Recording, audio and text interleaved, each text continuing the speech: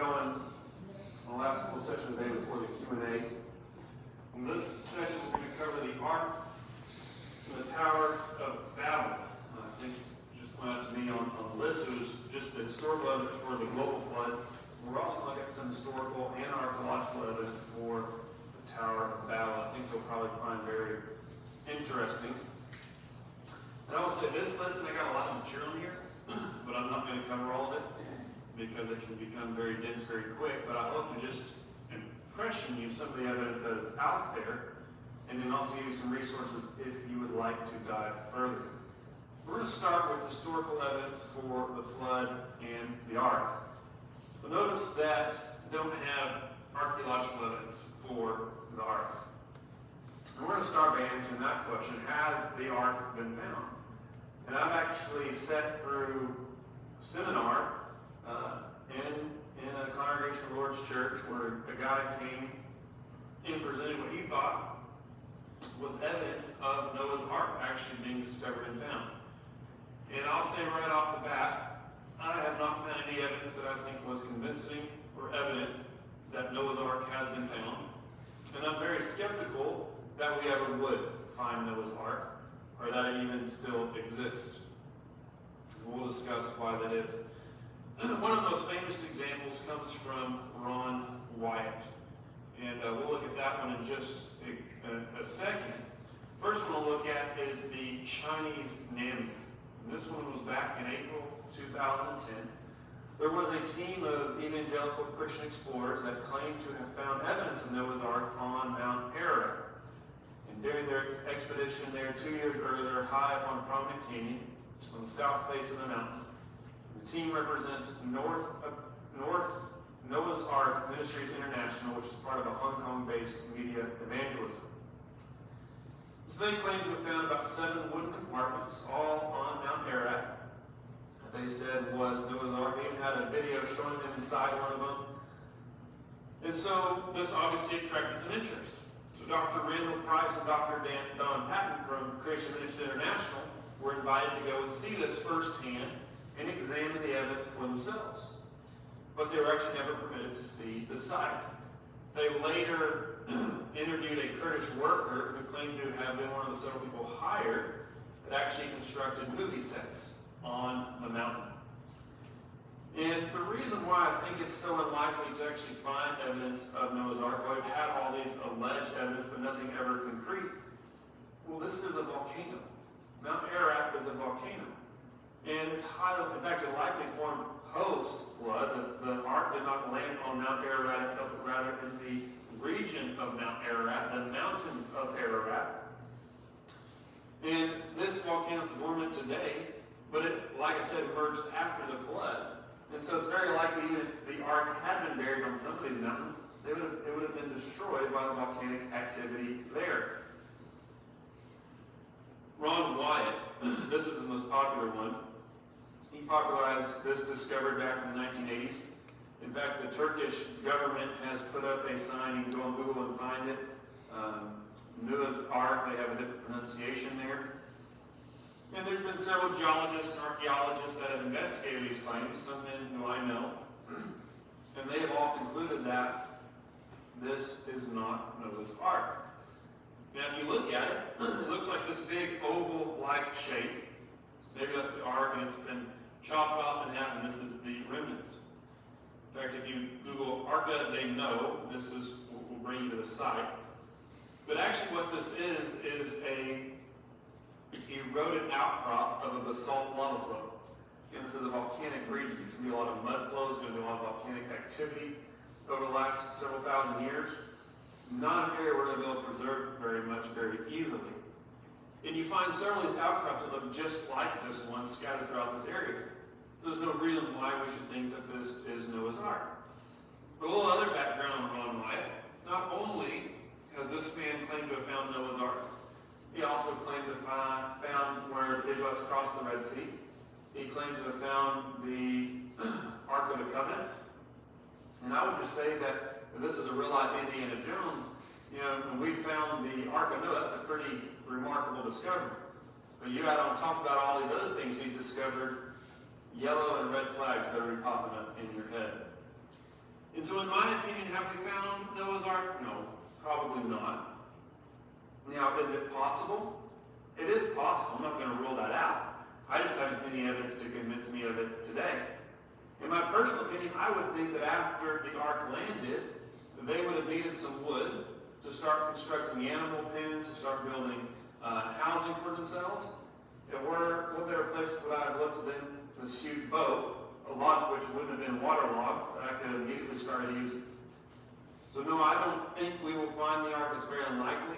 But we do find old wooden ships. Here's one. It comes out of ancient Egypt, and it's dated around 2000 BC. So is it possible to preserve wooden ships? Yes, it is. But if you really want to dive into this question, there's a book written by the son of Henry Morris, Dr. John Morris, called Searching for Noah's Ark. I believe he, out of anyone else, probably did more work trying to find Noah's Ark. Spent many months over there looking for Noah's Ark, did many expeditions. And his entire book here is about searching and finding. And one of the problems with searching for Noah's Ark is where the mountains of Ararat exist. They're in modern-day Turkey, which borders countries like Syria, Iraq, and Iran. Is that the most friendliest place to go on expeditions? No. And one of the things that stood out to me in his book was how many times they were held up at gunpoint, how many times they were robbed. It is very dangerous to go over there. So I think even if it does exist, the likelihood of going over there and finding it is very low. But do we have evidence for Noah's Ark? Well, tomorrow we'll look at the feasibility of Noah's Ark. But for now, I want to look at a historical evidence through flood legends. Now, what is a legend? Well, a legend is a story that's been passed down over generations and is generally thought to maybe have originated in truth of history, but may not be verifiable. And so I'm sure at some point we've all played this game of telephone. You start with a story, a sentence, and by the end of it, it's total 180, not even related to the original message that was presented. But it's interesting that when we look all across the world, we know that the ark would have landed in this area of the Middle East, around Turkey and mountains of Ararat. And that's kind of centrally located where we can then branch out. And of course, a similar area where the Tower of Babel was at. We know everyone dispersed from there based upon languages.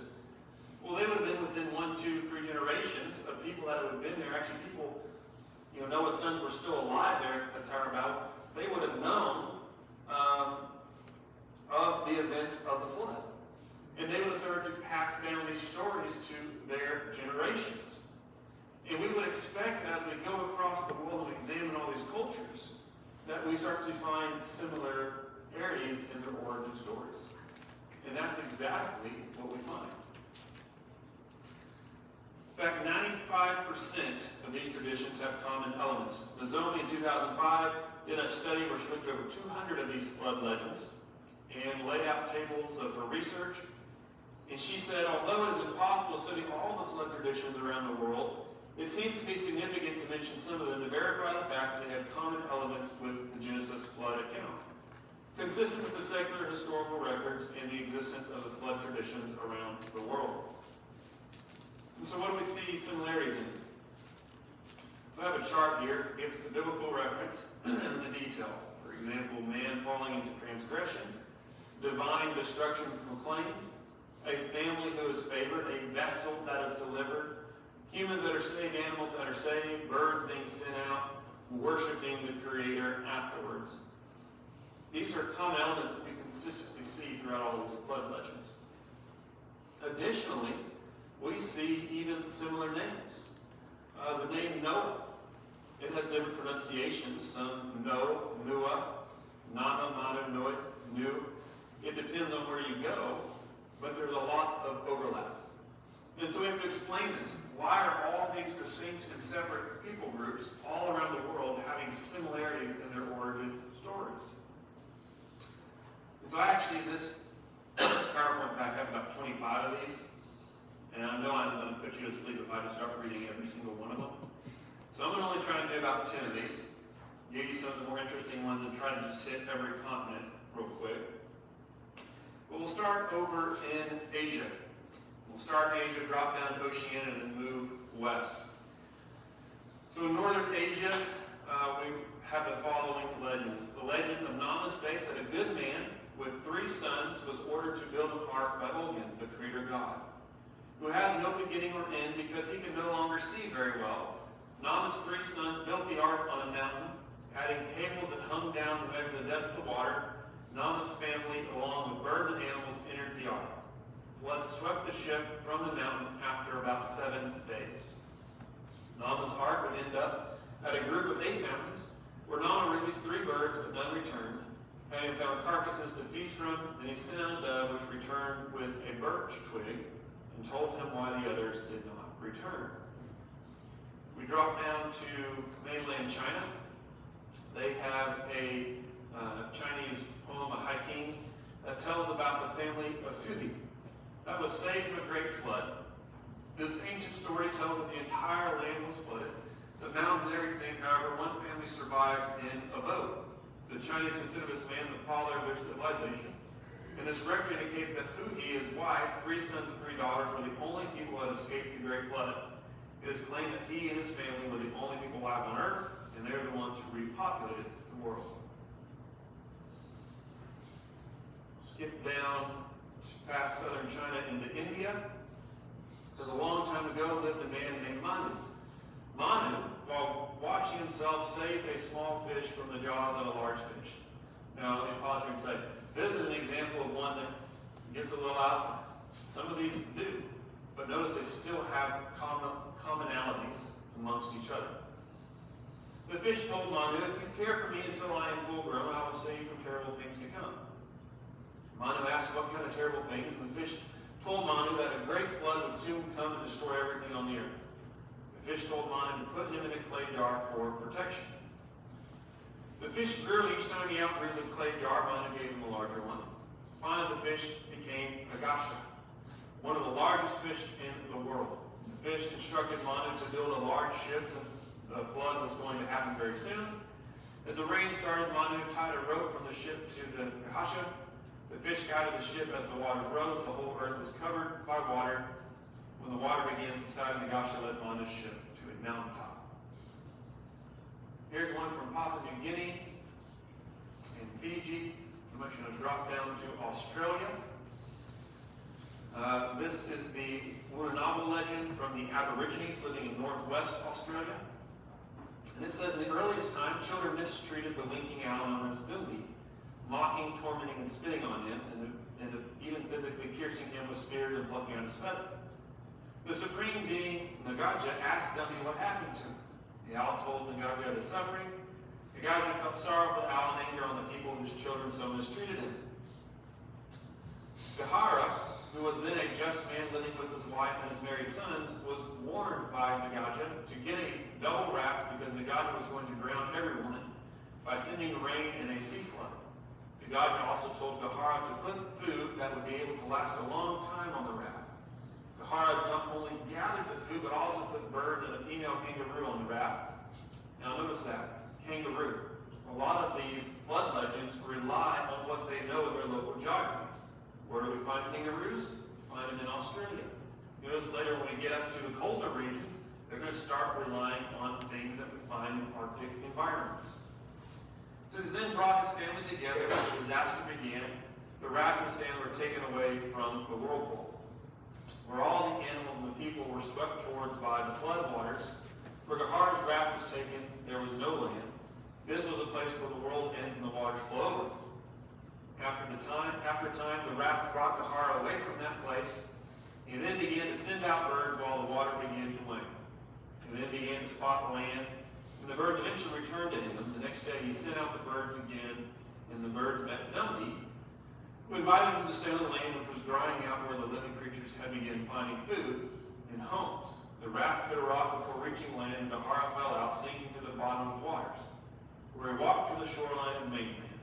As for the kangaroo taken on the raft with the family, they killed it after the raft landed, with Gahara's wife cooking it. Nagaja then put a rainbow in the sky to keep the rain clouds back. Here's another one from the Maori people of New Zealand. We'll skip that one and move over to Europe. This one comes from Lithuania. And it's the flood and fallen nutshells legend. And it states that from his heavenly window, the supreme god Ramzimus saw nothing but war and injustice among mankind. He sent two giants. One knew the way Oswater meant to destroy earth. After 20 days and nights, little was left. Ramzimus looked to see the progress. He happened to be eating nuts at the time. He threw down the shells. One happened to land on the peak of the tallest mountain, where some people and animals had sought refuge. Everyone climbed in and survived the flood, floating in the nutshell. God's wrath abated. He ordered the wind and water to abate. The people dispersed except for one elderly couple who stayed where they landed. To comfort them, God sent the rainbow and advised them to jump over the bones of the earth 9 times. They did so, and up sprang 9 other couples from which the 9 Lithuanian tribes descended. So the one from Romania, we'll skip that one and drop down into, also skip Greece and drop down into Africa. I will say of all the continents, the one that has the least flood legends is actually the continent of Africa. And that's probably because there's still many remote tribes there that are hard to reach and actually learn about if they do have flood legends. But here's one that comes from East Africa. This is the Maasai people of Africa. And it says that Tubanot was a righteous man whom God loved. He married a wife, Nopundi, who bore him 3 sons. When his brother Lingarni died, Tubanot, in accordance with Maasai custom, married the widow Nahaba Lambunja. And she bore Tubanot 3 more sons. The world back then was heavily populated, but men did not choose to live good. They did not want to obey their God's commands. One day, a man murdered another man. Their God could not overlook this tragedy, and he decided to destroy all mankind. Only Tubanot found grace in the eyes of God, who commanded him to build an ark of wood and go into it with his 2 wives and 6 sons and their wives, taking with him some animals of every sort. When they were safely aboard, Tubanot had laid in a great stock of provisions. God caused it to rain heavily. And so long as the great flood took place, and all men and beasts were drowned except those that were in the ark, for the ark floated on the face of the waters. Tubanot longed for the end of the rain, for the provisions in the ark began to run short. At last the rain stopped. Anxious to ascertain the state of the flood, Tubanot let a dove fly out of the ark. In the evening she came back tired. So Tubanot knew the flood must still be high, but the dove found no place to rest. Several days later, he let a vulture fly out of the ark, but before doing so, he took precaution to fasten an arrow to one of the tail feathers, calculating that if the bird perched to eat, it would trail the arrow behind it, and that the arrow hitching onto something would be dragged over the ground and would stick fast to be lost. When the vulture returned that evening with the arrow or tail feather, Tubanot knew his plan had worked. Thinking it had landed to feed on dead animals and the water must be getting lower, when the water got lower, the ark became grounded on a vast grassy plain. There, the family animals got off the ark. As he did, Tubanot saw 4 rainbows, one for each fourth of the sky. He took this as a sign God's wrath was over. I have another one from Tanzania, but we'll skip that and move to North America. And I'll tell you quickly, there's a great book that was published in 2021 by Nick Ligori. And in there, he documents over 300 flood legends just in North and South America alone. Many of the Native American tribes used to be here have flood legends all the way up in Greenland, going all the way down to the tip of Argentina. We'll start with Greenland. This is obviously a very different Arctic environment. And this occurred after Moravian missionaries arrived at the island of Greenland in 1733. The natives told them the flood tradition, which David Crohn's recorded in his History of Greenland. This is that legend. As almost all heathen nations know something of Noah's flood, and the first missionaries found also some pretty plain traditions among the Greenlanders. Namely that the world once overset, all mankind except one were drowned. But some were turned into fiery spirits. The only man that escaped alive afterwards smote the ground with a stick and out sprung a woman, and these 2 repopulated the world. As a proof that the deluge once overflowed the earth, they say that many shells and relics of fish have been found far within the land, where men could never have lived, yet that bones of whales have been found up a high mountain. Skip over some here in Canada. Move to Alaska, where the Eskimo live. This was a tradition shared with Edward Nelson between 1877 and 1881. So the North and Sound Eskimo have a legend that in the first days the earth was flooded, except a very high mountain in the middle. The water came up from the sea and covered all the land except the top of this mountain. Only a few animals were saved, which escaped by going up the mountainside. A few people escaped by going into a umiak, first in boat, and subsisting on fish they caught until the water subsided. Finally, all the waters lowered. The people who were saved went to live upon the mountains. Eventually, descending to the coast, the animals also came down and replenished the earth with their kind. During the flood, the waves and currents cut the surface of the land into hollows and ridges, and as the water receded, it rained back into the sea, leaving the mountains and valleys as they are today. I have some from British Columbia, Washington, Arizona, Nevada, even some in Texas.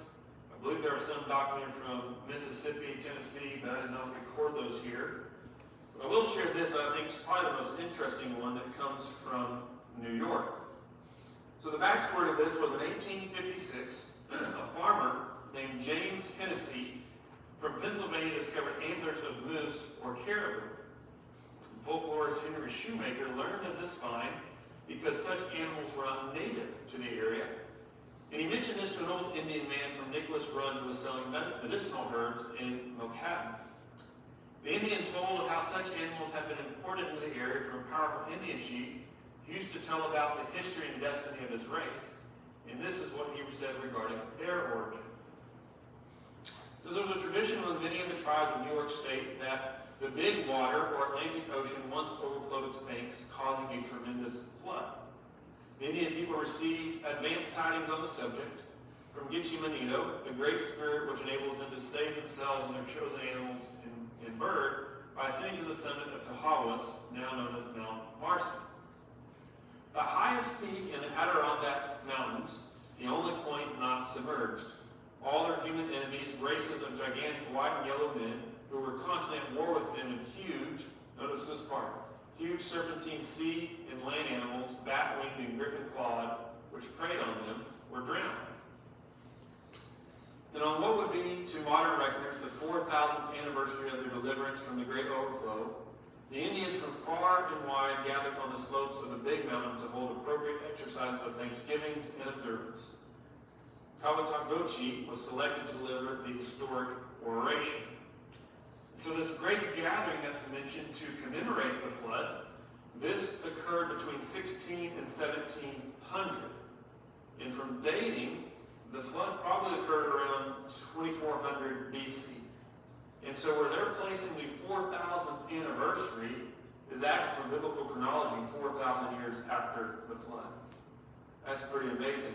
Also amazing that they're talking about these what appear to be giant dinosaurs, the way they're describing large serpents. I have more in here that go down into South and Central America, Panama, Colombia, Brazil, Argentina, and Chile. But hopefully I've impressed upon you the point, which is sometimes stated, but we never usually look at these flood legends, and that is we have these flood legends all over the world. They have similarities. How do we make sense of all this? And I think the only way we make sense of this is that there really was a global flood that impacted all these people, and these legends were passed down over time. And we would expect over time for them to sometimes be rather absurd, in other cases to utilize the local geographies, the local animals that they knew. And some have argued, well, some of these are just the result of Christian missionaries coming in and skewing the originals. But the reality is most of these, there were no Christian missionaries that came to them. These were what they were told Christian missionaries who came to them and how they started to make connections with them. And so one of the most common skeptic comebacks is to say, well, this is no different than the Epic of Gilgamesh, which is the Assyrian and Babylonian flood story. And it's true, there are many parallels. And it's also true that the Assyrian and Babylonian texts predate, in terms of when it was actually written, before the flood account. And so there's only three options to explain this.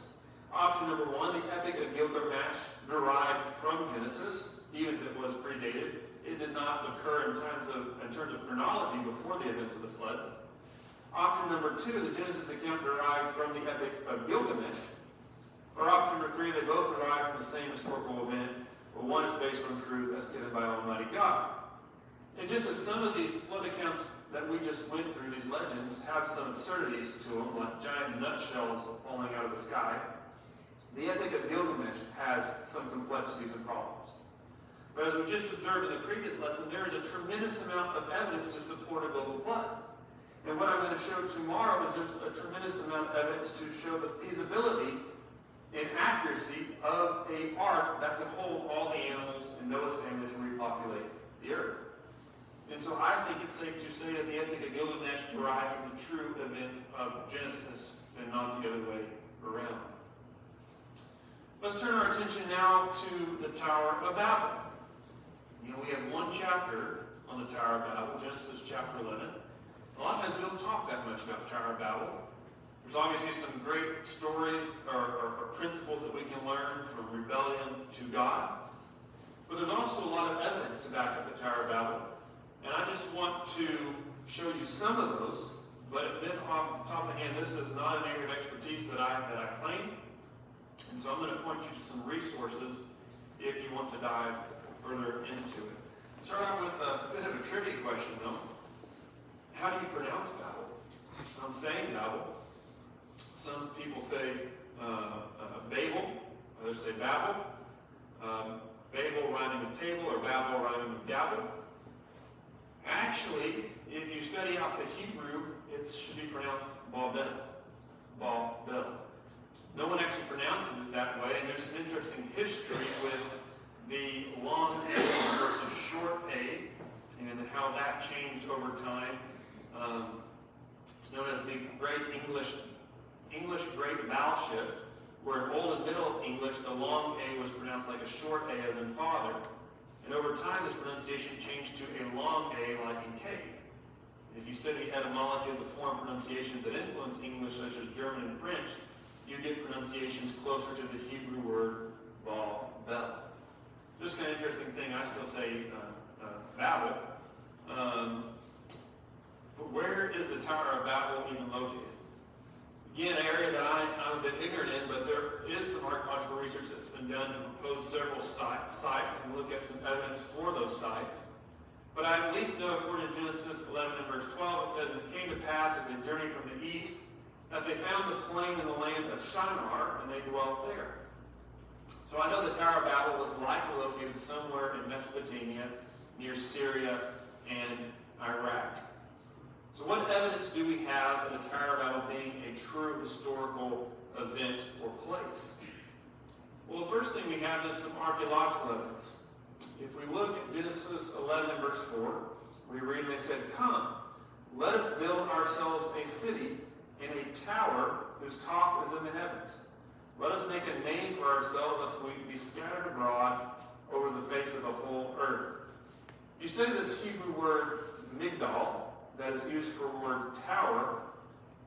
It's the definition is by analogy a rostrum, figuratively a pyramidal bed of flowers.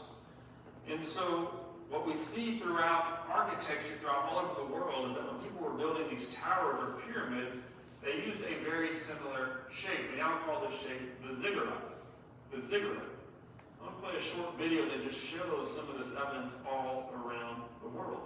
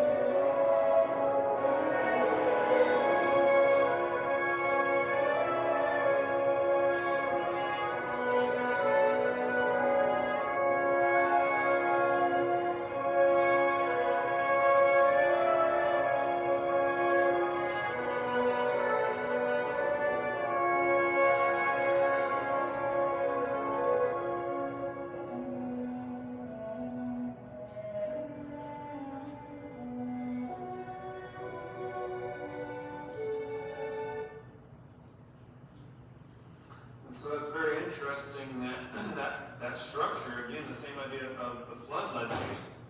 What do they know in terms of architecture? If they were building this ziggurat pyramidal structure, and they go to other parts of the world, they're going to reproduce similar structures. Historical evidence. Just like with flood legends, we also have legends that reference the Tower of Babel and where people originated.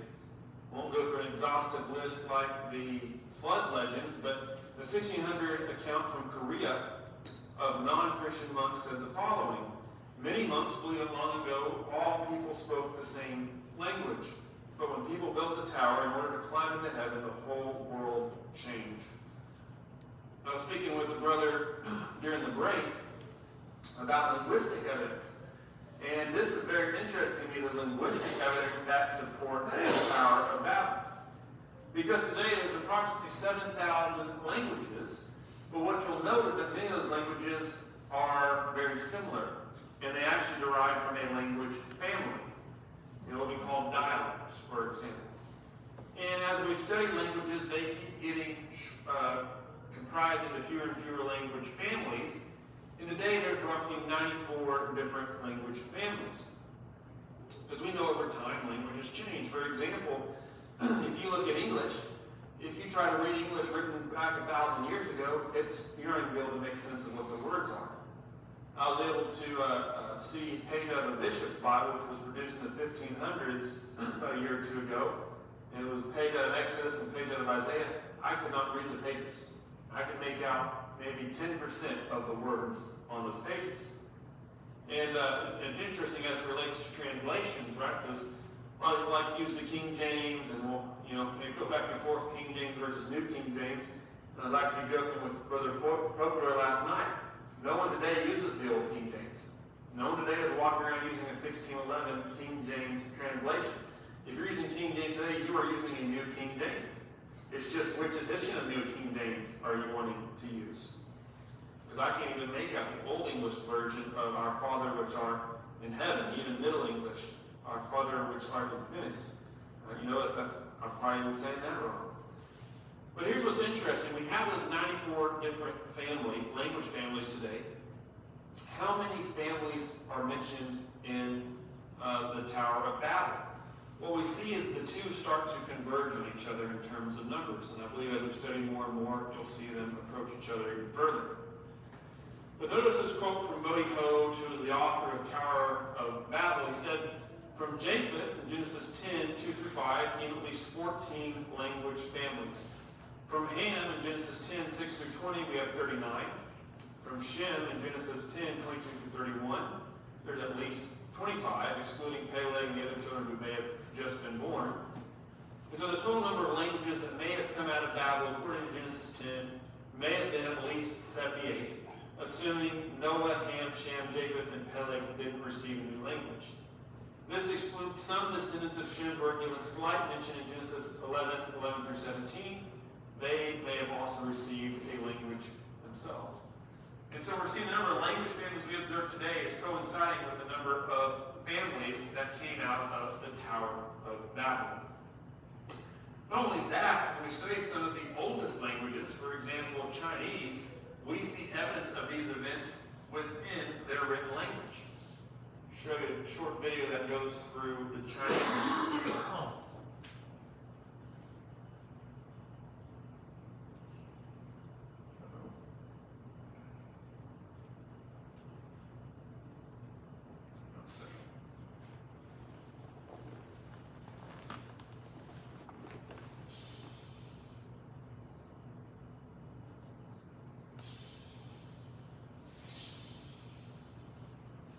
Many written languages are alphabet-based, but Chinese word characters are made of picture symbols called pictographs.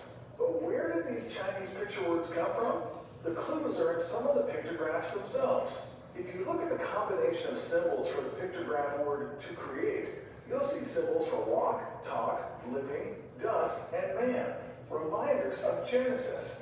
God used his mouth to create by breathing life into Adam's body, made from dust. Adam and Eve looked fully mature, able to walk and talk right from the start. One Chinese word for garden also includes images from Genesis. The early Chinese combined the ideas of two persons who received the breath of life after the first one, Adam, was made from the dust of the earth. The Genesis flood is referenced in Chinese pictographs and characters for boat and flood, with both symbols using exactly 8 survivors of the worldwide flood. Each of these historic events in Genesis would have been fresh on the minds of those who survived the Tower of Babel. Ancient Chinese pictographs have been around for thousands of years, so the earliest Chinese words must have included basic historical facts of Genesis when the symbols were invented. So it's very interesting. What's also interesting is that many of those names of people that came out of the Tower of Babel we have recorded there in Genesis 11, some of those names we still use today in different geographic places. And so we can actually trace all of these genealogies and produce many of the people groups that we still refer to today. Let me show you a quick chart here. You see on the right-hand column the descendant of Noah. On the left-hand side, you see the name. And in many of these cases, the name is still used today. For example, Cush, ancient name of Ethiopia. In fact, people of Ethiopia still call themselves Cushites. You see Aram, Aramaic, Gomer, into Gallic. Jabon is still also related to Jabon. Canaan, we still refer to Canaan. Eber in Hebrew, Asher in Assyria. Mizraim is still used, the Hebrew name for Egypt. And so we see all these trickling down effects that come from the Tower of Babel that we're still using in the world today. Hope I give you a brief introduction to historical evidence for the flood, the ark, and the Tower of Babel. If you want to dive deeper into those, again, there's some recommended resources. Tower of Babel by Bodie Hoge, Flood of Evidence also by Ken Ham and Bodie Hoge. Again, I'll mention some of those websites: Apologetics Press, Answers in Genesis, ICR, Creation Ministries International. We'll close there and take a short break, and then we'll do Q&A.